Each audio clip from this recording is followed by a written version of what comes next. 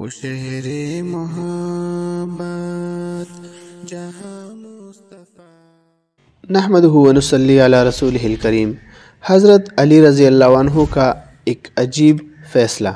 حضرت علی رضی اللہ عنہ کو حضور اکرم صلی اللہ علیہ وآلہ وسلم نے یمن بھیجا تھا۔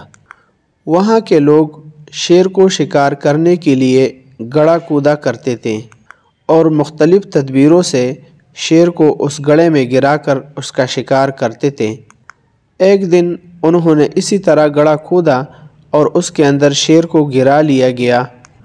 آس پاس کے لوگ شیر کے تماشا دیکھنے کے لیے اس گڑھے کے ارد گرد جمع ہو گئے اور اتنی دکا پیل ہوئی کہ ایک آدمی اپنا توازن برقرار نہ رکھ سکا اور گڑھے میں گرنے لگا۔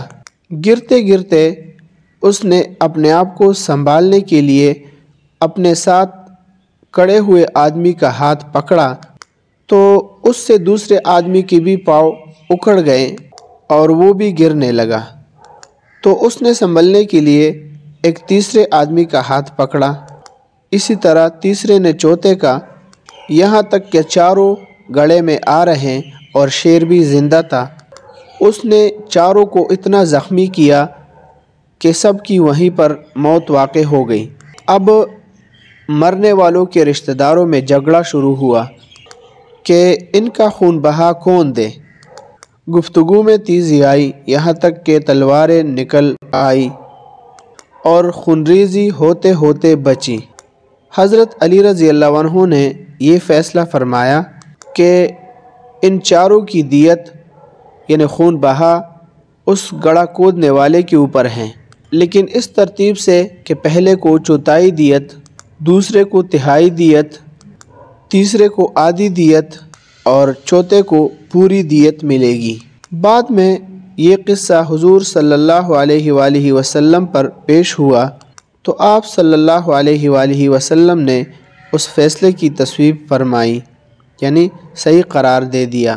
علامہ قرطبی رحمۃ اللہ علیہ تحریر فرماتے ہیں کہ اس فیصلے کی وجہ یہ ہے کہ چاروں خطأً قتل ہوئے تھے اور گڑھا کودنے والا ان چاروں کی دیت کا ذمہ دار تھا، لیکن پہلا شخص مقتول ہونے کے ساتھ ساتھ 3 آدمیوں کو کھینچنے کی وجہ سے ان کا قاتل بھی تھا، لہٰذا جو دیت اس کو ملتی اس کے 3 حصے ہر مقتول پر تقسیم ہو کر اس کے لیے صرف چوتھائی حصہ بچا۔ اس طرح دوسرا شخص 2 آدمیوں کا قاتل ہے، اس لیے اس کی دیت کے 2/3 حصے اس کے 2 مقتولوں کو اور 1 حصہ خود اس کو ملے گا۔ اور تیسرا شخص 1 آدمی کا قاتل تھا، اس لیے آدھی دیت اس کے مقتول کی اور آدھی دیت خود اس کی ہوگی، اور چوتھے نے کسی کو نہیں کھینچا، اس لیے اسے پوری دیت ملے گی۔